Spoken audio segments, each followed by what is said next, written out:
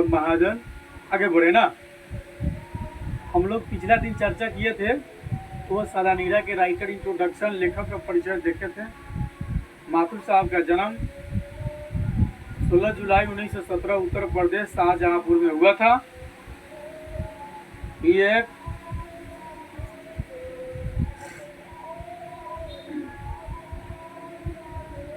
1941 में ICS की परीक्षा पास करके अमेरिका ट्रेनिंग के लिए गया। अमेरिका से ट्रेनिंग के बाद इन्होंने लौट करके बिहार के सचिव पद पर नियुक्त किए या हुए और वैशाली महोत्सव का इन्होंने ही बीजारोपण किया और कई सारे चीज़ के उपाध्यक्ष भी रहे, अध्यक्ष भी रहे।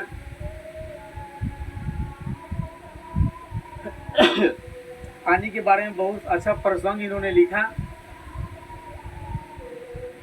पहले हम लोग देखे थे एक कहानी सुनी सुनाई कि 12वीं सदी में लगभग 300 वर्षों तक कर्नाट वंश का राज था। प्रथम राजा नान्यदेव चालुक्य निरीपति सोमेश्वर पुत्र विक्रमादित्य की सेनापति नेपाल और मिथिला की विजय यात्रा पर आए और फिर आ करके जो है वो चंपारण में बस गए। इस तरह सुदूर दक्षिण रक्त और संस्कृति इस प्रदेश की निधि बने। इतने लोग इतिहास की इस कमियाई प्रक्रिया से परिचित भी है।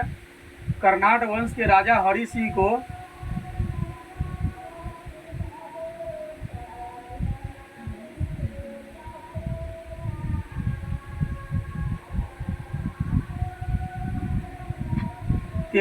ईस्वी में मुसलमान आक्रमणकारी गयासुद्दीन तुगलक का मुकाबला करना पड़ा और विशाल आक्रमणकारी सेना जंगल के किनारे खड़ी थी। हरि सिंह देव का दुर्ग वन की गहराई में निश्चल छुपा हुआ था, वन के नीचे, ठीक है। और बड़ा आक्रमणकारी सेना जंगल के किनारे पर खड़ा था। वह घना वन मजबूत और मोटी प्रतीक से अधिक दुर्भेद जान पड़ता था। उसे जाना इतना आसान नहीं था। सुल्तान घोड़े से उतरा और तलवार से उसकी एक विशाल बिटप के तने पर आघात किया। उसके गिरते ही बिजली सी दौड़ गई और उसके सैनिक में हजारों तलवारें घने वन के वृक्ष पर टूट पड़ी। देखते ही देखते जंगल के बीच एक रास्ता बन गया और हरि सिंह देव का गढ़ अपना घोंसला खो बैठा और उन्हें नेपाल भाग जाना पड़ा। तब से जंगल को काटने शुरू हुए। आज तक लोग जंगल को काटता ही आ रहा है। नीचे धरती उपजाऊ मिलती है, राशि राशि सस्यों की खान जहाँ बीज डालने पर भर की दरकार है और घने जंगलों की स्मृति में मानव पैदावार लग। ये चाहे 700 वर्ष पूर्व आक्रमणकारी की तलवार ने जंगी के द्वार खोले थे, तब तो हल और ट्रैक्टर की धरती के खजाने का अनावृत कर रहे हैं। इस धरती के निवासी भी प्राचीन और नवीन के मिश्रण है। यहाँ जो रहने वाले लोग हैं पुराने और नए भी आकर के बसे हैं चंपारण में। आदिकाल से आने जाने वाले की ताता बाधा रहा। जंगल से छीनी गई धरती को जोतने के लिए पुष्ट हाथ पाया बाहर से ही आते रहे। पिछले 5-700 वर्ष में थारू और धांगर जातियाँ यहाँ आकर बस गई। तो वे लोग अपने को आदिवासी नहीं मानते। थारू शब्द को थार यानी कि राजस्थान से माना जाता है।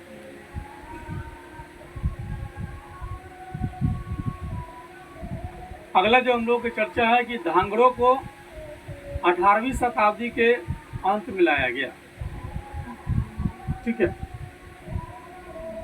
धांगड़ जो जाति जो कहता है तो धांगड़ों को 18वीं शताब्दी के अंत में अंतिम समय में लाया गया। नील की खेती के सिलसिले में ये लोग दक्षिण बिहार के छोटे नागपुर पठार से लाए गए और वहाँ की आदिवासी जातियाँ ओराव, मुंडा, लोहार इत्यादि के वंशज है।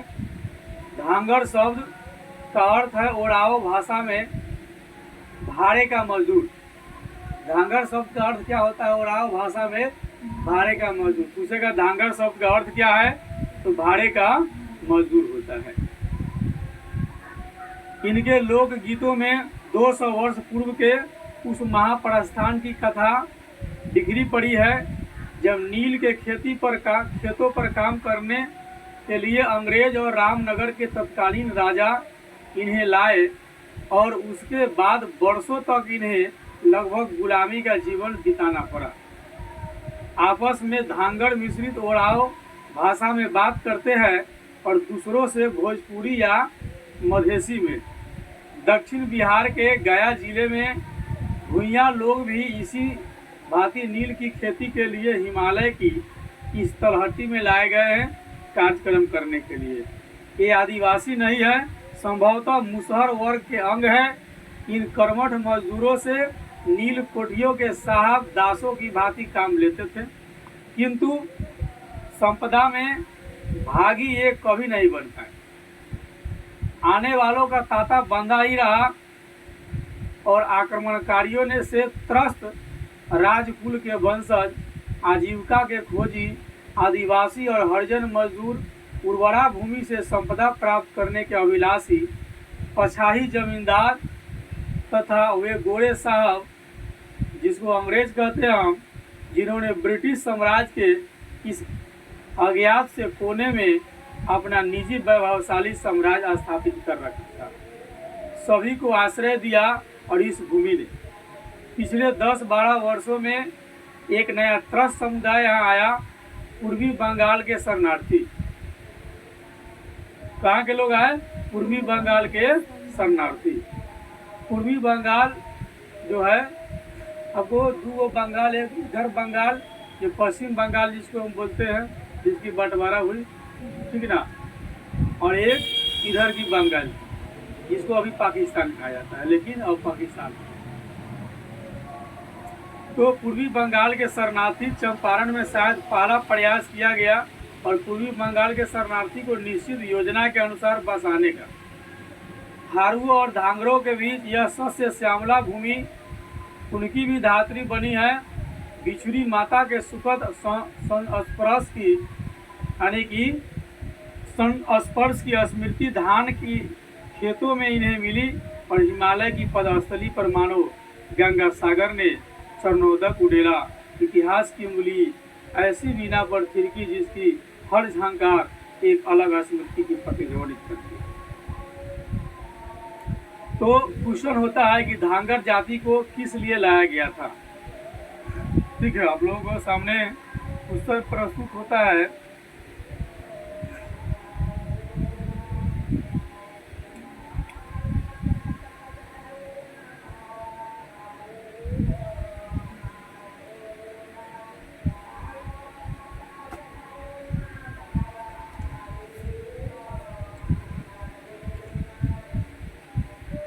धांगर जाति को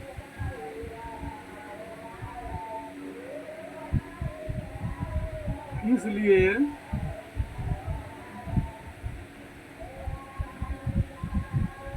लाया गया था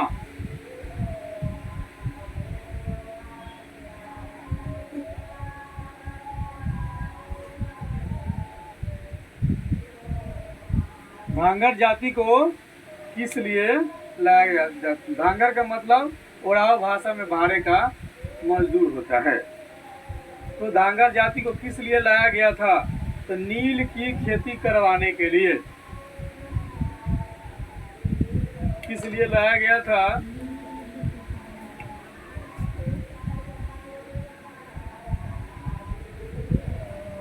नील की खेती करवाने के लिए।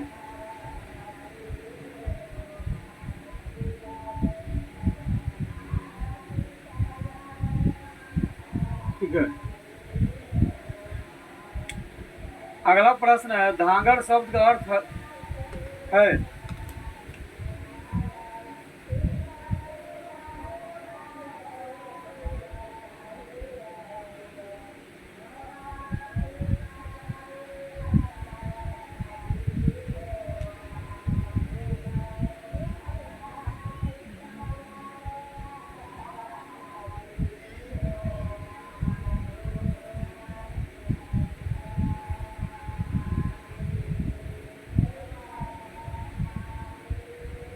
डांगर शब्द का अर्थ है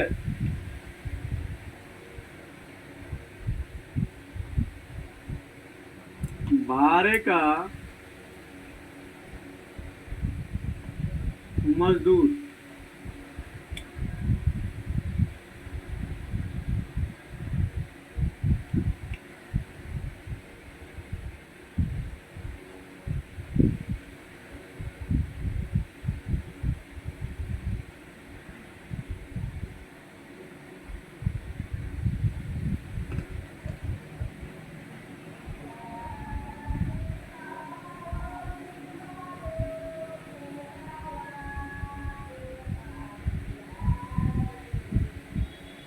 धांगड़ जाति किस भाषा का प्रयोग करते हैं?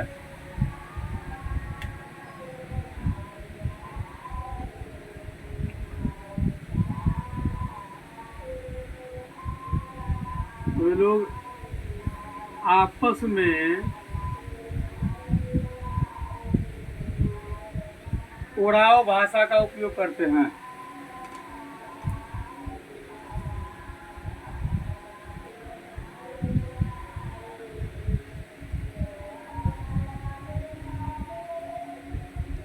एवं दूसरों से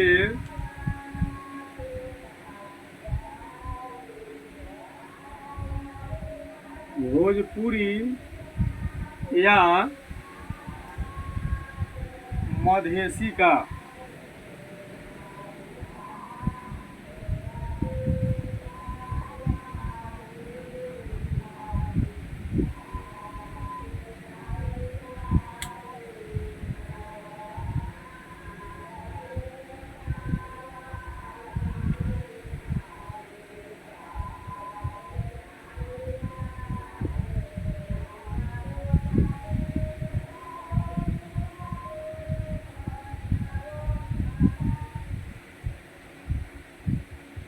पिछले 10-12 वर्षों में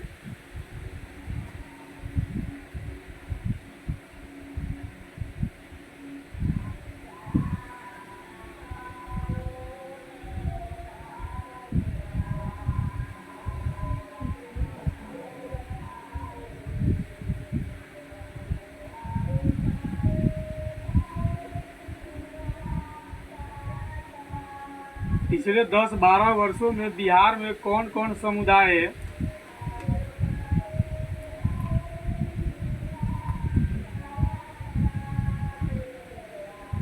आए हैं?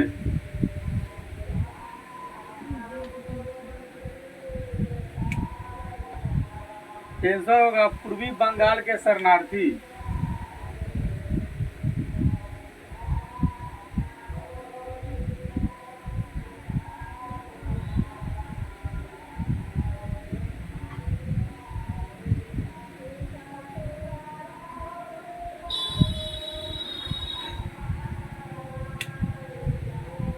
ठीक है, अब हम लोग आगे चलते हैं कहानी में कि हम लोगों ने देखा इतिहास की उंगलियां ऐसे वीणा पर थिरकी जिसकी हर झंकार एक अलग स्मृति की प्रतिध्वनि करती थी। विभिन्न क्षेत्र से लोग यहाँ आकर के फंस गए। उस दिन चंपारण के एक सुदूर गांव में इस वीणा की विविध रागनी सुनाने वाले को मिली। उस समय जो है उस बात है कि चंपारण के एक सुदूर गांव के दूर दराज में जो है एक वीणा की विविध रागनी सुनने को मिली। थारुओं की अनुपम गृह कला, धांगरों का नर्तन, पूर्वी बंगाल के पुनर्वसित किसानों के करुण कीर्तन था। पूर्वी बंगाल के जो लोग थे वो लोग आपस में मिल करके कीर्तन, जैसे अभी अपने यहाँ तो भी होता है ना कीर्तन ही थे, ये सब था। पूर्वी बंगाल के पुनर्वसित किसान के करुण कीर्तन थे। कुछ लोग बीना बजा रहे थे, कुछ लोग गृह कला करते थे, धांगड़ इत्यादि। धांगड़ लोग नाचते भी थे और पूर्वी बंगाल के पुनर्वसित किसान के करुण जो है कीर्तन सुनाई दिया। ठीक है, कीर्तन पूर्वी बंगाल की देन है। यद्यपि मेरे अनुरोध पर एक देहाती प्रदर्शनी का आयोजन किया गया। लेखक कहते हैं कि हमारे निवेदन पर, हमारे अनुरोध पर जो है एक देहाती कीर्तन किया गया। तथापि थारुओं की कला मूलतः उनके दैनिक जीवन का अंग है। ठीक ना? तो कहा कि थारुओं की कला मूलतः उनके दैनिक जीवन का क्या है? अंग है। जिस पात्र में धान रखा जाता है वह सीक का बनाया जाता है। जिस पात्र में धान रखा जाता है वह सीक खींच के डलिया इत्यादि बीना जाता है, वो अपने यहाँ भी है। तो जिस पात्र में धान रखा जाता है वह सीक का बनाया जाता है। कई तरह के रंगों और डिजाइनों के साथ सीप की रंग बिरंगी टुकड़ियों के किनारे सीप की झालर लगाई जाती है। सीप की झालर लगाई जाती है। झोपड़ी में प्रकाश के लिए जो दीपक है उसकी आकृति भी कलापूर्ण है। शिकारी और किसान के काम के लिए जो पदार्थ मूंज से बनाए जाते हैं, मूंज काड़ा से निकलता है उसको मूंज बोलते हैं, तो मूंज से बनाए जाते हैं, उनमें भी सौंदर्य और उपयोगिता का अद्भुत मिश्रण दिख पड़ा। किंतु सबसे मनोहर था नववधु का एक अनोखा अलंकार जो मात्र आभूषण ही नहीं, नई कन्या एक गहना पहने हुआ था, लेकिन वो गहना आभूषण में नहीं आता है। हर पत्नी दोपहर का खाना लेकर पति के पास खेत में जाती है। हर पत्नी दोपहर में खाना लेकर कहाँ जाती है? पति के पास, मतलब किसान के पास, किसान की पत्नी उसके पास लेकर के जाता है। नववधु जब पहली बार इस कर्तव्य को निभाने जाती है, पहली बार ब्याह करके आई और पहली दिन खाना लेकर के जाती है, तो अपने मस्तक पर एक सुंदर पीढ़ा रखती है। पीढ़ा रखा जाता है ना, एक पीढ़ा रखती है जिसमें 3 लटें बेनियों की भांति लटकी रहती है। हर लट में धवल सीप और एक बीजा विशेष के सफेद दाने पिरोए होते हैं। पीढ़े के ऊपर सीप की कलापूर्ण टोकरी में भोजन रखा होता है और टोकरी को दोनों हाथ से संभाले जब लाज भरी सुहाग भरी वधु धीरे धीरे खेत की ओर अपने पग बढ़ाती है, तो सीप की वेलियां रजत कंकन की भांति झंकृत उठती है, बज उठती है, एक अलग तरह की आवाज होती है और सारा गांव जान लेता है कि वधु अपने प्रियतम को कलेऊ कराने जा रही है। कलेऊ पूछते हैं ना, कलेऊ कराने जा रही है ना, यानी खाना खिलाने जा रही है। इस मधुर और स्निग्ध संस्कृति की अपेक्षा धांगर का सामाजिक जीवन अधिक प्रखर और उल्लासपूर्ण है। ठीक है, ये जो हम लोग जो पढ़ रहे थे, ये सब बनाता है कौन? थारू की कला है। अब हम धांगर की देखते हैं। इस मधुर और स्निग्ध संस्कृति की अपेक्षा धांगर का सामाजिक जीवन अधिक प्रखर है और उल्लासपूर्ण है। स्त्री पुरुष दोनों ढलती शाम के मंद प्रकाश में सामूहिक नृत्य करने लगे। कौन? धांगर। जब शाम होता है, सूरज जब ढलने लगता है, तो मर्द और औरत यानी स्त्री और पुरुष दोनों जो है ढलती शाम के मंद प्रकाश में सामूहिक रूप से नाचते हैं। ठीक है, ओराव नृत्य से मिलते जुलते ही नृत्य होते हैं धांगरों के, किंतु कुछ निजी विशेषताएं भी है। मर्द अपने दाहिने हाथ में रंगीन रुमाल लिए उसे हिलाते जाते हैं ना। अब ये देखिए बारात ना लेके इसे तो हिलाता रहता है, तो हिलाते जाते हैं। यह नेपाल का प्रभाव जान पड़ता है। गीतों में कल्पना और चित्रोपमता अधिक जान पड़ी। भाषा में भोजपुरी और ओराव का मिश्रण था। नृत्य के बीच बीच में कुछ लड़के तरह तरह के पशुओं की आकृति बनाकर आते हैं और गीतों की मधुर व्यंजना के बीच प्रहसन की छवि दिखा जाते हैं। रीछ, शेर, हिरण इन निसर्ग प्रेमी नर्तकों के बीच हिल मिल कूदक रहे हैं। लगा कि सदियों की नागरिक सभ्यता के अनगिनती पर्दे उठ गए और निर्बोध नर नारियों की आदिम किंतु सुषमा भरी झांकी मिली। लेखक को ये सब देखकर बहुत अच्छा लगा। तो सभी लोग आकर क्या कर रहे हैं? चंपारण में कर रहे हैं। चंपारण क्या? बिहार में भी चंपारण 2 भाग में बटी, पूर्वी चंपारण और पश्चिमी चंपारण में बटी, जो हम लोगों के बगल में पड़ता है। अब अगला जो हम लोग क्वेश्चन है कि लेखक को चंपारण में क्या देखने को मिला?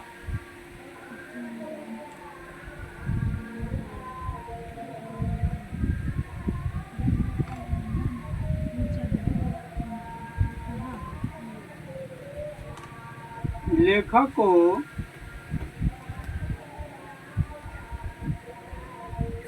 चंपारण में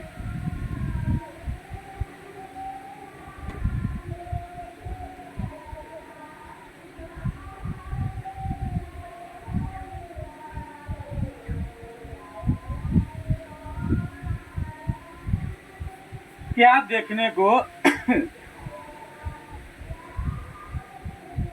मिला?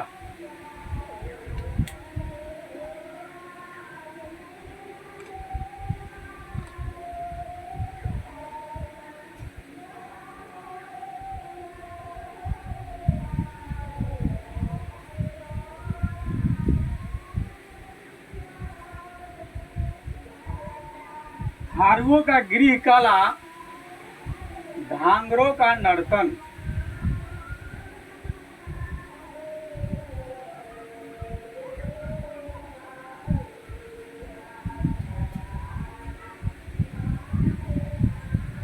नर्तन मानिए हमने ओकरा के नाच समझते। अगला क्वेश्चन है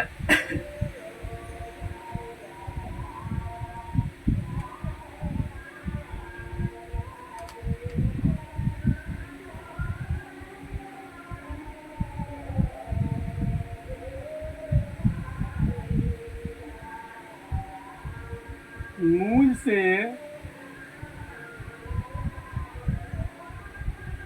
बनाए गए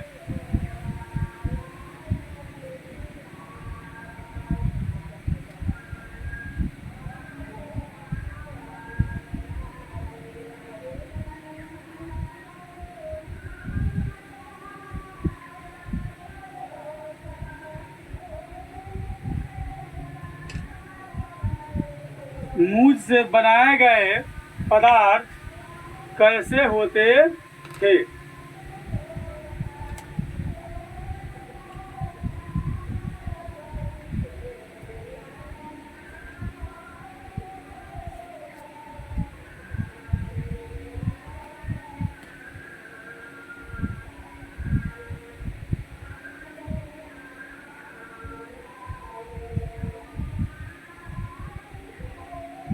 मुंह से बनाए गए पदार्थ सौंदर्यपूर्ण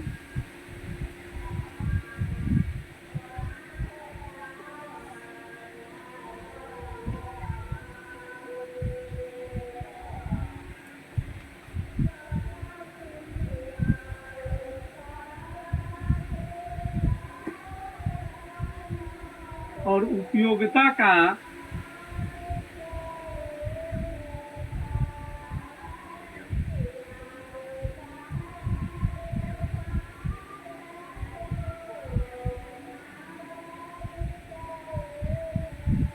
मुंह से बनाए गए पदार्थ जो है सौंदर्यपूर्ण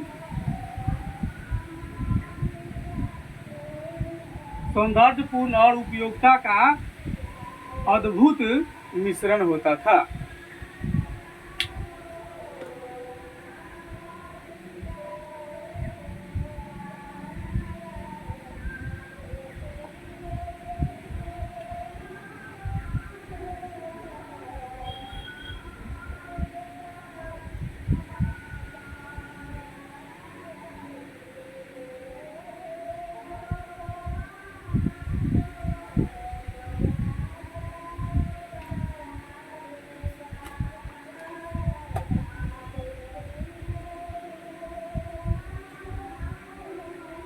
लेखक के लिए सबसे अद्भुत दृश्य क्या था या कौन सा था?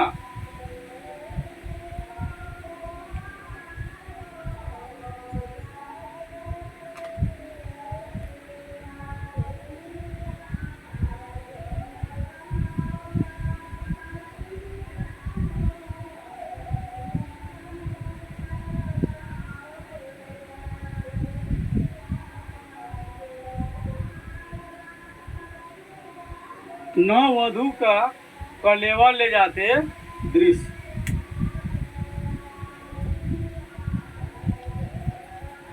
किस वक्त?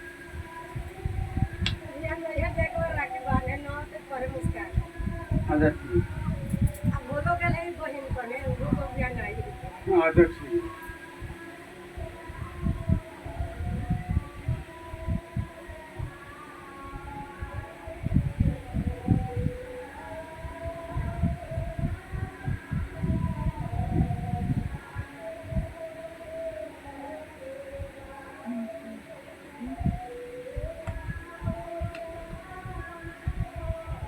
नववधु का दृश्य देखकर पूरा गांव क्या जान लेता है?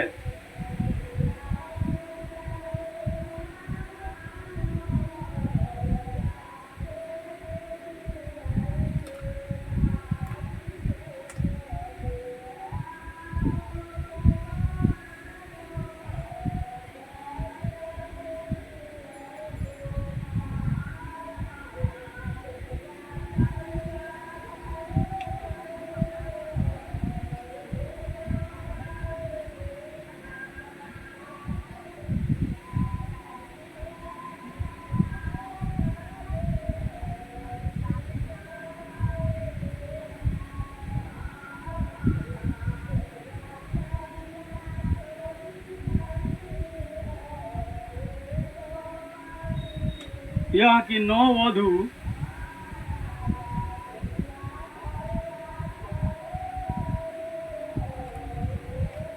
अपने प्रियतम को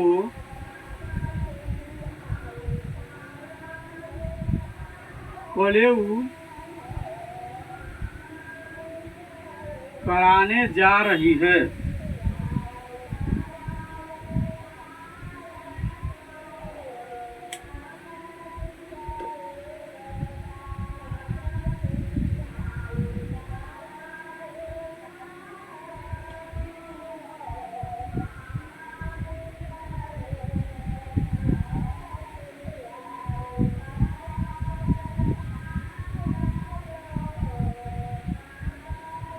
धांगरों के गीत में किस भाषा का मिश्रण पाया जाता है?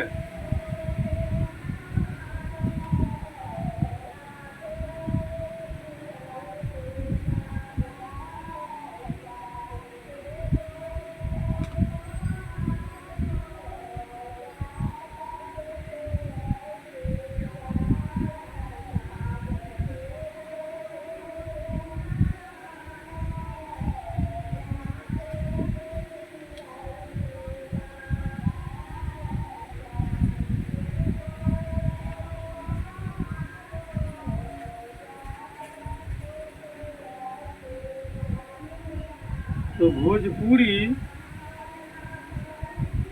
और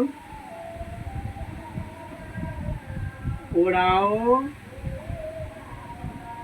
भाषा का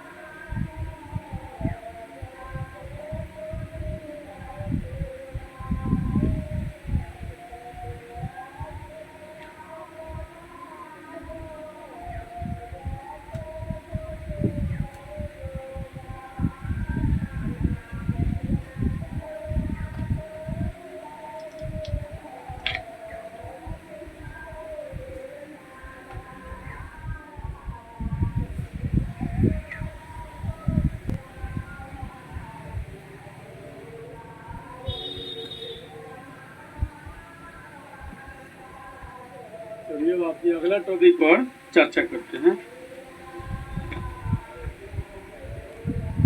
बहुत फास्ट में भागने की जरूरत क्या? ये हिस्ट्री बचल है।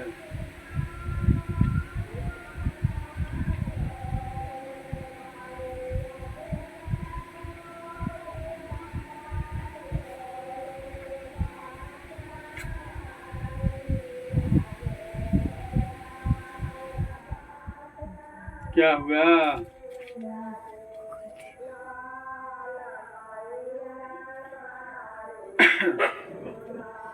चलिए अब हम लोग आगे ले चलते हैं। देखिए हम लोग की लेखक को लगा कि सदियों की नागरिक सभ्यता के अनगिनते पर्दे उठ गई है। सभी लोग कोई नाच रहा है, विभिन्न प्रकार के लोगों के काज को देख करके नर नारिया की आदिम किंतु सुषमा भरी झांकी मिली लोग में थी आदिम, लेकिन झांकी बहुत सुंदर था। उसके बाद पूर्वी बंगाल के कीर्तन गंभीर विषादपूर्ण वातावरण में अनादि गुंज का स्रोत बह निकला। उसके बाद जब आगे निकला तो पूर्वी बंगाल के जो लोग थे वो लोग क्या कर रहे थे, कीर्तन कर रहे थे। अब बड़ी गंभीर विषादपूर्ण वातावरण में नहीं कि अनादि गुंज का स्रोत बह निकला।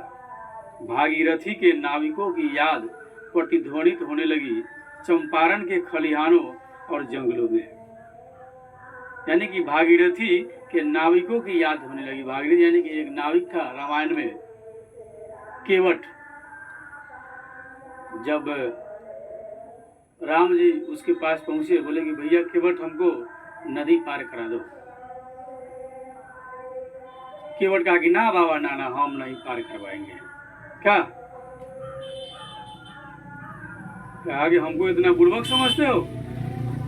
कहा कि हम अपने नाव पर तक आपको लात नहीं रखने देंगे। कहा कि क्यों? कहा कि नहीं, क्या पता हमारी नाव भी नाड़ी बन जाए। जिसके पांव पड़ते ही पत्थर नाड़ी हो गई। अहिल्या पत्थर की हो गई थी किसी श्राप के कारण। तो यह बात जानकारी थी उस केवट को। कहा कि ना, अगर हमारी नाव अगर नारी हो गई तो हजूर हमारा यही से जीवन यापन होता है। हमारी जिंदगी यही नाव है, हमारी रोजी रोटी का स्रोत यही नाव है।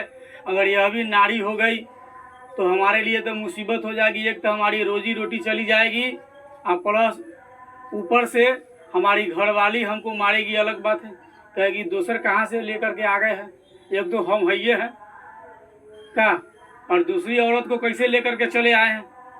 इसलिए हम आपको नाव पर नहीं चढ़ने देंगे। कहा कि भैया ऐसी बात नहीं है।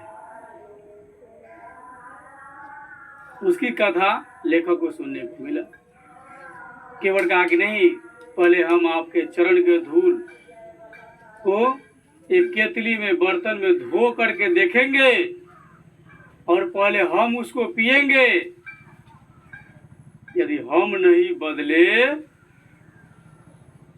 तब हम आपको नाव पर पांव रखने देंगे। राम जी कहे अच्छा ठीक है, तो भी कर लो। पत्नी को बुलाई, राम जी का पांव धोया गया, उस गंगा जल को ला करके तब जा करके नदी पार उतारा गया। लेखक कहते हैं कि भगीरथी के नाविकों की याद प्रतिध्वनित होने लगी चंपारण के खलिहान और जंगलों में। वर्षों बाद शायद इन कीर्तन की ऊर्ध्व ताने छोटी होती जाए, शायद इनका विषाद स्मृति की रेखाएं मलिन हो जाए और उल्लास की कड़िया मुखर हो उठे। उल्लास, खुशियां, हर्ष, रात बीत चली और दिवस का संघर्ष अंधेरे के पर्दे के पीछे सजग हो उठा। धरती देती है किंतु यहाँ का जनजीवन समृद्ध नहीं बन सका। बेतिया राज की जमींदारी में तो अंग्रेज ठेकेदार बन गए और 19वीं सदी में नील की खेती का विस्तार किया गया। जी बेतिया के अभी वर्तमान मनीष कश्यप है, जो अभी जिस पर NSA इत्यादि लगाया गया है। तो बेतिया राज की जमींदारी में तो अंग्रेज ठेकेदार बन गए और 19वीं सदी में नील की खेती का विस्तार किया। नील से ही उन दिनों रंग बनते थे और इसलिए नील की पश्चात देशों में बहुत मांग थी। लाखों की संपदा उन अंग्रेज ठेकेदारों के हाथ लगी किंतु रैयत का कोई लाभ नहीं हुआ। बेतिया राज से बहुत कम अदायगी पर हजारों एकड़ जमीन इन गोरे ठेकेदारों ने ले ली और ठेठ देहात में उनकी भव्य कोठियां खड़ी हो गई और किसानों से जबरदस्ती नील की खेती कराई गई। हर 20 काठा जमीन में 3 काठा नील की खेती के लिए हर किसान को रखना लाजमी था कि 20 काठा खेत में से कम 3 काठा खेत में आपको नील की खेती करना है। जबकि जिस खेत में नील की खेती होती थी उससे नील की खेती की वजह से खेत जो है बंजर हो जाता था, खेत खराब हो जाता था, इसलिए किसान नील की खेती करना नहीं चाहता था। और उसके बावजूद भी नील की जो है कीमत जो है अंग्रेज अपने हिसाब से लगाते थे, किसान के हिसाब से नहीं लगाते थे। इसलिए किसान खेती करना चाहता नहीं। 20वीं सदी के प्रारंभ में जब केमिकल रंगों के इजाद होने पर नील की मांग कम हो गई, तब भी यह जबरदस्ती चलती रही और तिनकठिया से छूट पाने के लिए किसानों को मजबूर किया वे मोटी रकमों जैसे गोरे ठेकेदारों को दे। चंपारण और कुछ आसपास के इलाकों में इन नीलहे साहबों का निष्कंटक साम्राज्य था। उन दिनों जिस रास्ते पर साहब की सवारी जाती उस पर हिंदुस्तानी अपने जानवर नहीं ले जा सकते थे, क्योंकि अंग्रेज उस समय अपने मनमानी करता था। जिस रास्ते से अंग्रेज का सवारी जाएगा उस रास्ते को अंग्रेज हिंदुस्तानी लोग नहीं ले जाएंगे, अन्यथा उनको मार मार कर जो है ना एकदम पूरा जो है लहूलुहान कर दिया जाए। ठीक है, तो जिस रास्ते से अंग्रेज की सवारी जाती थी उस पर हिंदुस्तान यानी भारत के जानवर तक नहीं ले जा सकते थे। यदि किसी रैयत के यहाँ उत्सव या शादी विवाह होते तो साहब के यहाँ नजराना भेजना पड़ता था। साहब के यहाँ नजराना भेजना पड़ता था। साहब बीमार पड़ता तो रैयतों से इलाज के लिए वसूली होती थी। जब अंग्रेज बीमार पड़ता था तो जितने जमींदार लोग थे उसी से पैसा लिया जाता था अंग्रेज के इलाज के लिए। साहब हाथी खरीदता तो रैयत को अपनी गाढ़ी कमाई में से कुछ न कुछ देना होता था। मतलब जो भी अंग्रेज करेंगे तो जो वहाँ का रैयत है, जमींदार है, वह उसको पैसा देगा। वो हाथी खरीदे, घोड़ा खरीदे, बीमार पड़े, कुछ हो, उसके लिए पैसे की पूर्ति रैयत लोग ही करेंगे। अमूलवा कोठी के साहब का नाम था एमन। भीषण आतंक था एमन साहब का। किसी भी रैयत की झोपड़ी में आग लगा देना, किसी को जेल में ठूस देना, यह सब रोज का काम था एमन साहब का। तत्कालीन शासन नीलहे गोरे के हाथ का पुतला था।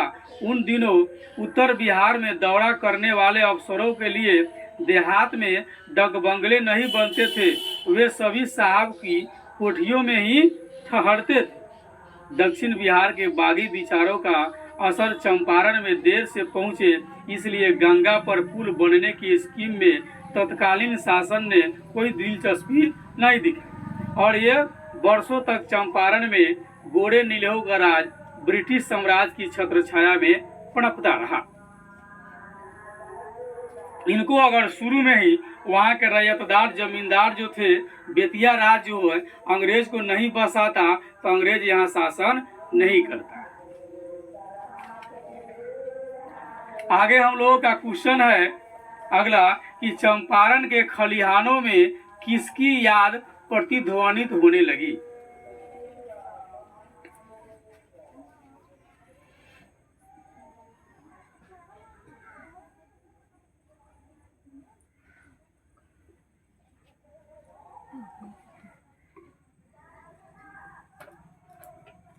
चंपारण के खलिहानों में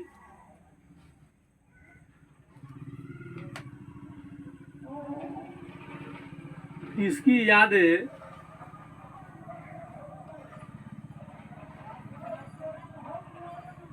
प्रतिध्वनित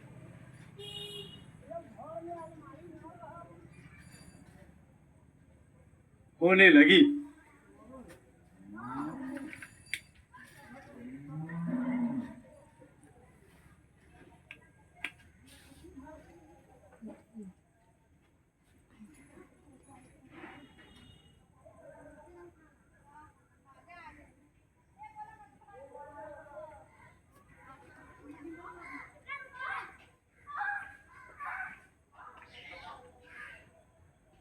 तो भगीरथी के नाविकों की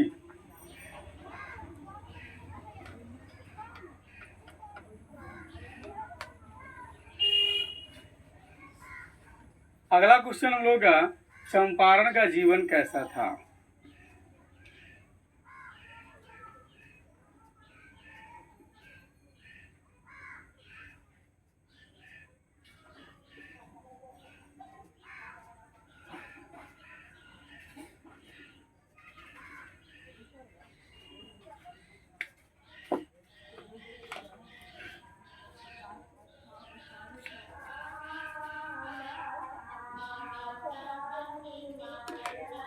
तो चंपारण का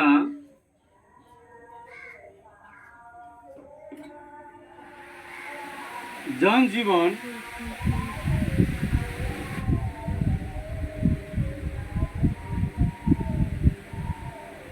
समृद्ध नहीं था।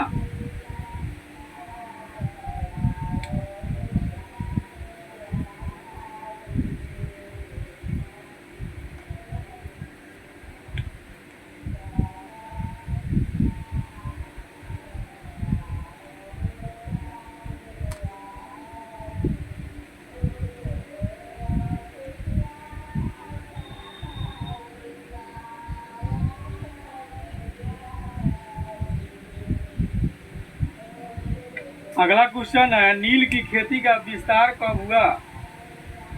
नील की खेती का विस्तार 19वीं सदी में हुआ।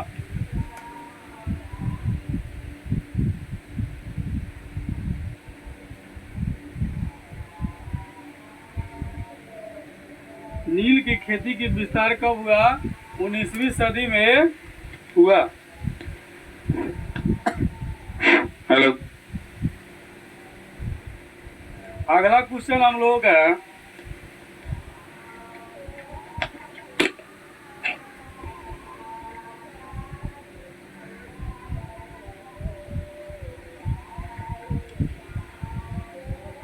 नील से क्या बनाया जाता था?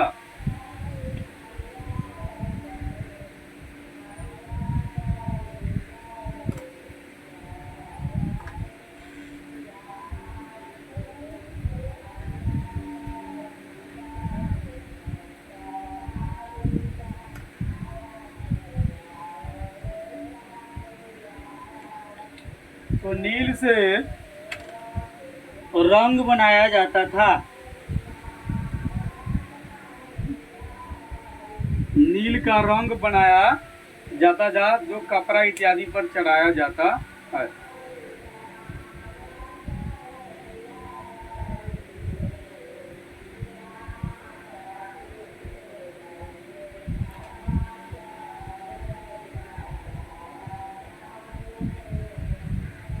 उसके बाद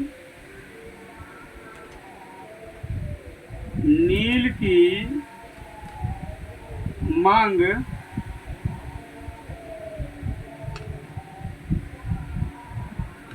कम क्यों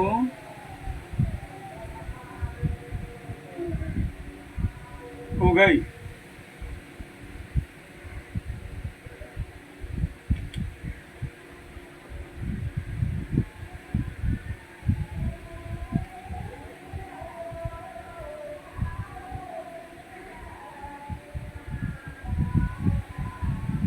तो केमिकल रंग के तैयार या बन जाने के कारण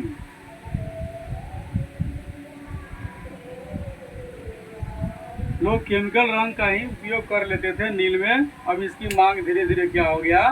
घट गया।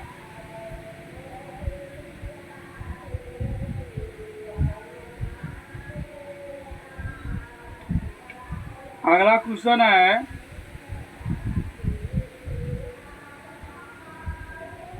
अमूलवा कोठी के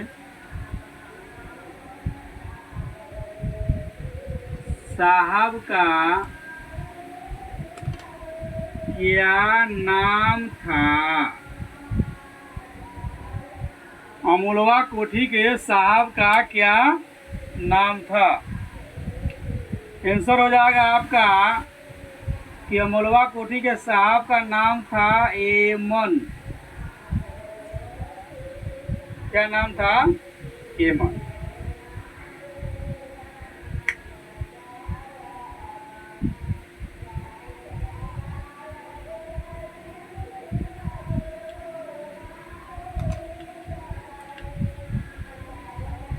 ಅದು ಗಣದೆ